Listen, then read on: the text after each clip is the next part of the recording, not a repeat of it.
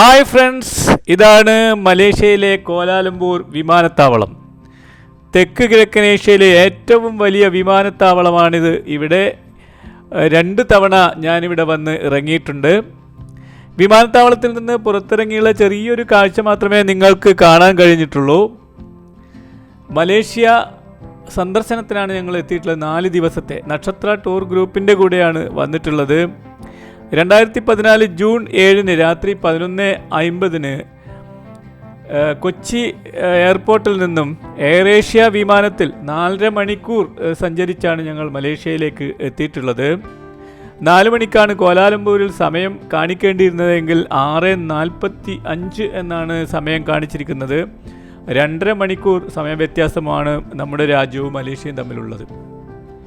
ഞങ്ങൾ വിമാനത്താവളത്തിൽ നിന്നിറങ്ങി കോലാലംപൂർ നഗരത്തിലേക്കുള്ള യാത്രയിലാണ്. നഗരത്തിൽ നിന്ന് 45 കിലോമീറ്റർ കിഴക്ക് മാറി സെപങ് ജില്ലയിലാണ് ഈ എയർപോർട്ട് സ്ഥിതി ചെയ്യുന്നത്. ഇവിടെ നിന്നുള്ള ഈ കാഴ്ച നോക്കുക, എത്ര മനോഹരമാണ്. വെയിലും മഴയും ഇടകലർന്ന കാലാവസ്ഥയാണ് മലേഷ്യയിൽ എപ്പോഴും എന്നാണ് അറിയാൻ കഴിഞ്ഞത്. പകൽ മുഴുവനും നല്ല വെയിലാണെങ്കിലും വൈകുന്നേരം ഒരു മഴ ലഭിക്കും എന്നാണ് ഗൈഡ് പറഞ്ഞിട്ടുള്ളത്.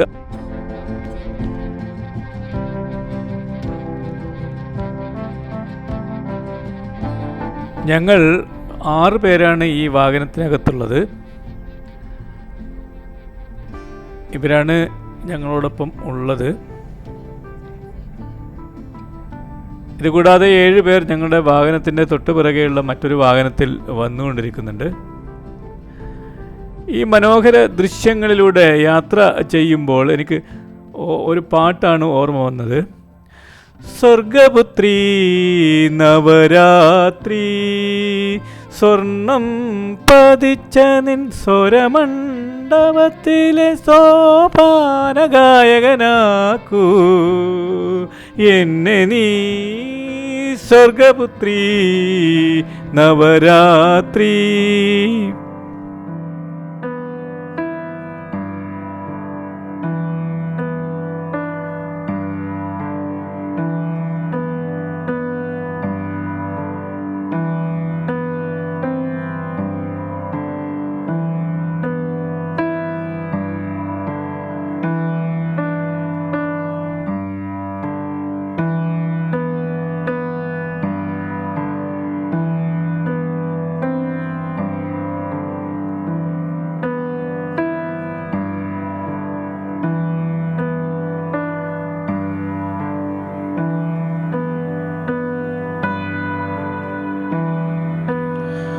കോലാലംപൂർ നഗരത്തിലെ KL ടവർ എന്നറിയപ്പെടുന്ന മലേഷ്യൻ ടെലികമ്മ്യൂണിക്കേഷൻ ടവർ ആണ് ഞങ്ങളുടെ ആദ്യത്തെ ഡെസ്റ്റിനേഷൻ. ഇവിടെ വിവിധ പലഹാരങ്ങൾ വിൽക്കാൻ വെച്ച് കാണുന്നുണ്ട്. അത് ചിക്കൻ, മത്സ്യവിഭവങ്ങൾ, ചിക്കൻ വിഭവങ്ങൾ എല്ലാം ഉണ്ട്. KL ടവറിൻ്റെ മേലെ കയറാനുള്ള 1ാം നിലയിൽ നിന്നുള്ള കാഴ്ചകളാണ് ഈ കാണുന്നത്. ഇവിടെ നിന്ന് ടിക്കറ്റ് എടുത്ത് വേണം നമുക്ക് മേലേക്ക് 421 മീറ്റർ ഉയരമുള്ള ഈ ടവറിൽ നമുക്ക് ലിഫ്റ്റ് വഴിയാണ് കയറേണ്ടത്. ഞങ്ങൾ ടിക്കറ്റ് കൗണ്ടറിൽ നിന്ന് ടിക്കറ്റ് എടുത്ത് 355 മീറ്റർ വരെ നമുക്ക് എത്താൻ സാധിക്കും. അതിനുശേഷമുള്ള 86 മീറ്റർ ഉയരം അവിടെ സ്ഥാപിച്ചിട്ടുള്ള ആൻറ്റീനയുടെ ഉയരമാണ്.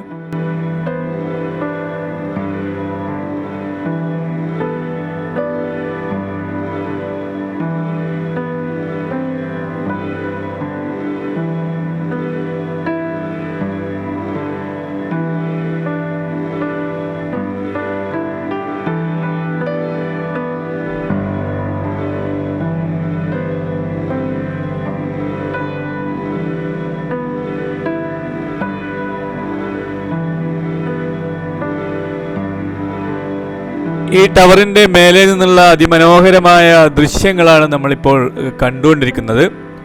ലോകത്തുള്ള ഏറ്റവും പൊക്കം കൂടിയ 7ാമത്തെ ടവറാണ് നമ്മുടെ ഈ KL ടവർ. നമ്മൾ ഈ ചുറ്റുപാടും കാണുന്ന ഫ്ലാറ്റുകളുടെ ഉയരം എന്ന് പറയുന്നത് ഏതാണ്ട് 60നും 100നും ഇടയിലുള്ള നിലകളുടെ ഉയരമുള്ള കെട്ടിടങ്ങളാണ്.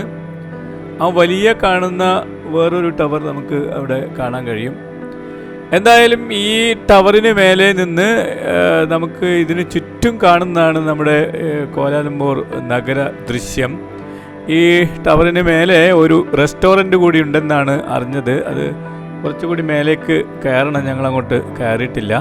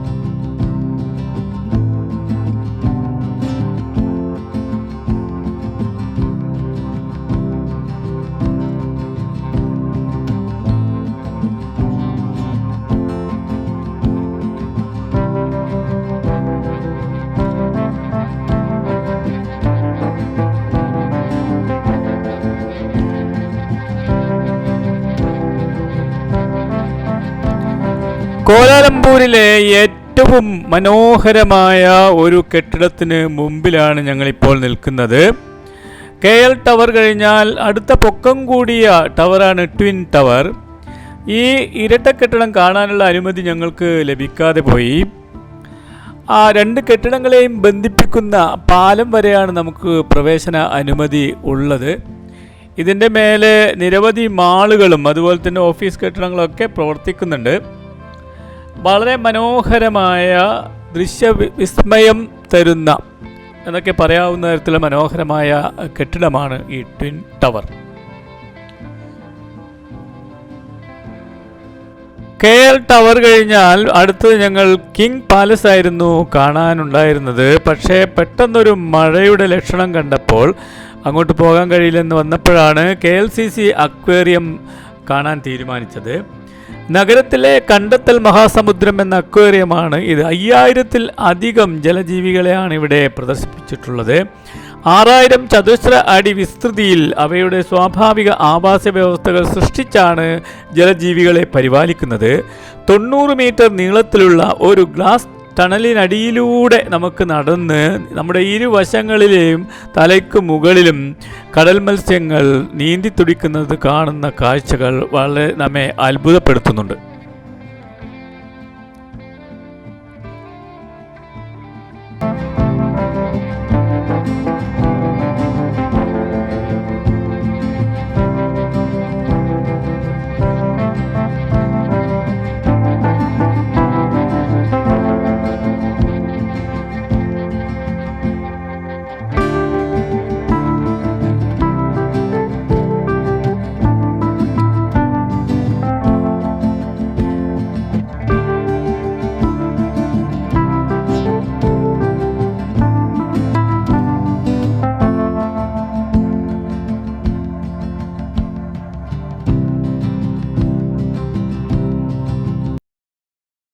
ആയിരക്കണക്കിന് ആളുകളെ ആകർഷിക്കുന്ന കിങ് പാലസ് ഇസ്താന നെഗാര എന്നാണ് അറിയപ്പെടുന്നത്. സ്വർണ്ണ താഴികക്കുടമുള്ള കൊട്ടാരമാണത്രേ ഇത്. ബക്കിംഗ്ഹാം കൊട്ടാരത്തിന് തുല്യമായ ഈ കൊട്ടാരം വർഷത്തിൽ 2 ദിവസം മാത്രമാണ് സന്ദർശകർക്ക് തുറന്നു കൊടുക്കുന്നത് എന്നാണ് അറിഞ്ഞിട്ടുള്ളത്. എന്നാൽ അതിനകത്തുള്ള റോയൽ മ്യൂസിയം നമുക്കെല്ലാവർക്കും കാണാൻ പറ്റുന്നതായിരുന്നു. പക്ഷേ ഞങ്ങൾക്ക് സമയം വൈകിയതിനാൽ ഈ ഗേറ്റ് അടച്ചിരിക്കുന്നതാണ് കാണാൻ കഴിഞ്ഞത്. ഇന്ന് 2ാം തവണയാണ് ഞങ്ങളെ നിർഭാഗ്യം പിടികൂടുന്നത്. ഇത് അടച്ചിരിക്കുന്ന ഗേറ്റാണ്. പിന്നീട് എപ്പോഴെങ്കിലും കാണാം എന്ന് വിചാരിച്ച് ഞങ്ങൾ മടങ്ങി. ഇതാണ് ഞങ്ങളോടൊപ്പമുള്ള ആളുകൾ, 13 പേര്. ഇവിടെ ജയറാം, കൈപൊക്കിയ ആൾ ജയറാമാണ്. അടുത്തിരിക്കുന്ന കുട്ടി ഹരിതയാണ്. ഇവർ 2 പേരും പ്രണയ ജോഡികളാണ്. ഇപ്പം ഹണിമൂൺ ട്രിപ്പിന് വന്നതാണ് ഞങ്ങളിവിടെ. ഏതായാലും ഇനിയുള്ള പാട്ട് അവർക്ക് വേണ്ടി ഡെഡിക്കേറ്റ് ചെയ്യാം. പേരറിയാത്തൊരു നൊമ്പരത്തെ പ്രേമമെന്നാരോ വിളിച്ചു. പേരറിയാത്തൊരു നൊമ്പരത്തെ പ്രേമമെന്നാരോ വിളിച്ചു. മണ്ണിൽ വീണുടയുന്ന തേൻകുടത്തെ കണ്ണുനീരെന്നും വിളിച്ചു, കണ്ണുനീരെന്നും വിളിച്ചു. കാണുന്നത് പുത്രജയയിലെ വളരെ പ്രസിദ്ധമായ ഒരു പാലമാണ്. 240 മീറ്റർ നീളത്തിലും 32 മീറ്റർ വീതിയുള്ള കേബിൾ സ്റ്റേഡ് പാലമാണിത്. അതായത് തൂക്ക് പാലമാണ്. ശരി വാവസാൻ എന്നാണ് ഈ പാലത്തിന് നൽകിയിട്ടുള്ള പേര്. ഒരു കപ്പലിൻ്റെ ആകൃതിയിൽ ആണ് ഇതിൻ്റെ നിർമ്മാണം പൂർത്തിയാക്കിയിട്ടുള്ളത്.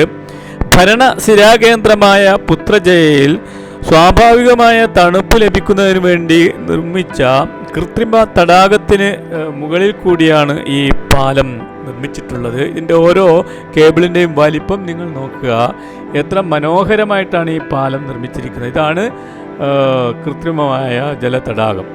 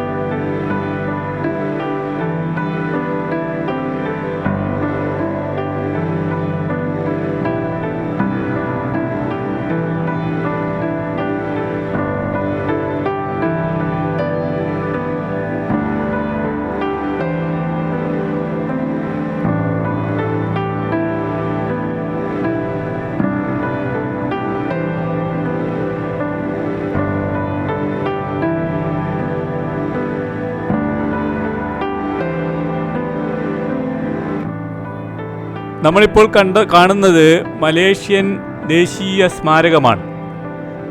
2ാം ലോക മഹായുദ്ധകാലത്തെ ജാപ്പനീസ് അധിനിവേശത്തിനെതിരെയും അതുപോലെ തന്നെ അടിയന്തരാവസ്ഥയ്ക്കെതിരെയും നടന്ന സ്വാതന്ത്ര്യ സമര പോരാട്ടത്തിൽ കൊല്ലപ്പെട്ട ദേശീയ നേതാക്കളെ അനുസ്മരിക്കുന്നതിനുള്ള ദേശീയ സ്മാരകമാണ്. അതിമനോഹരമായ ഒരു സ്മാരകം.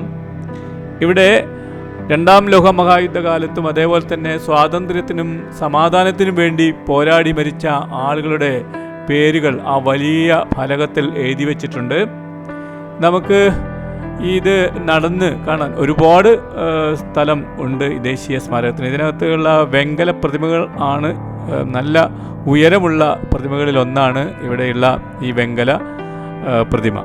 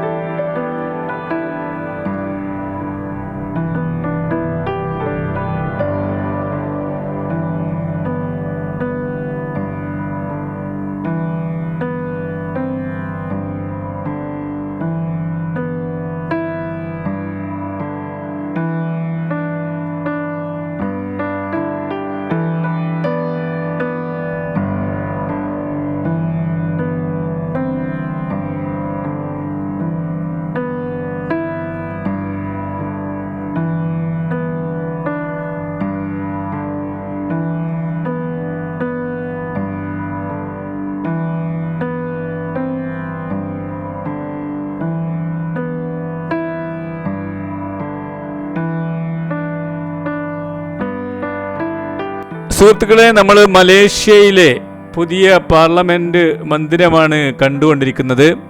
എന്തായാലും നമുക്ക് പാർലമെൻറ്റ് മന്ദിരത്തിനകത്തേക്ക് കയറാൻ കഴിയില്ല. എന്നാൽ പുറത്തുനിന്നുള്ള കാഴ്ച അതിമനോഹരമാണ്.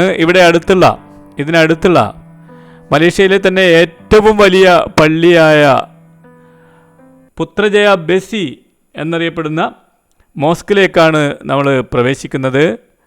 പാർലമെൻറ്റ് മന്ദിരത്തിന് മുമ്പിലും അതേപോലെ തന്നെ ഈ പള്ളിക്ക് മുമ്പിലുള്ള അതിമനോഹരമായ ഈ കാഴ്ചകൾ കണ്ടുകൊണ്ട് നമുക്ക് പള്ളിയിലേക്ക് പ്രവേശിക്കാം. ഇതാണ് വലിയ പള്ളിയാണ്. 15,000 പേർക്ക് ഒരേ സമയത്ത് തന്നെ പ്രാർത്ഥിക്കാനുള്ള അല്ലെങ്കിൽ പ്രവേശിക്കാനുള്ള സൗകര്യം ഇതിനകത്ത് ഒരുക്കിയിട്ടുണ്ട്. ഇതിനകത്തുള്ള കാഴ്ചകൾ അതിമനോഹരമാണ്. കണ്ടു തന്നെ അറിയാം. നമുക്ക് കാഴ്ചകൾ കാണാം.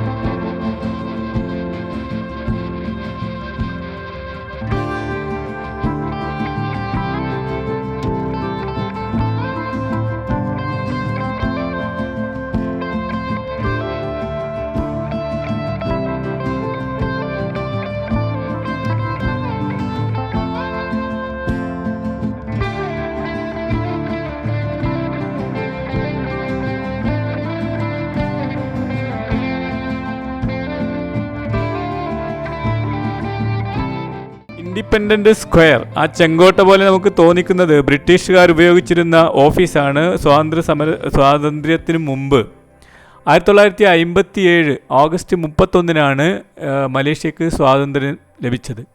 നമുക്ക് സ്വാതന്ത്ര്യം ലഭിച്ച് 10 വർഷത്തിന് ശേഷം ഓഗസ്റ്റ് 15 നമുക്ക് ലഭിച്ചു. ഓഗസ്റ്റ് 31 ഈ കാണുന്ന വലിയ പതാക മരത്തിലാണ് യൂണിയൻ ജാക്ക് താഴ്ത്തി മലേഷ്യയുടെ പതാക ഉയർത്തിയത്. അന്ന് മുതൽ അതിനുശേഷമാണ് ഇത് ഇൻഡിപെൻഡൻറ്റ് സ്ക്വയർ എന്ന പേരിൽ അറിയപ്പെടുന്നത്.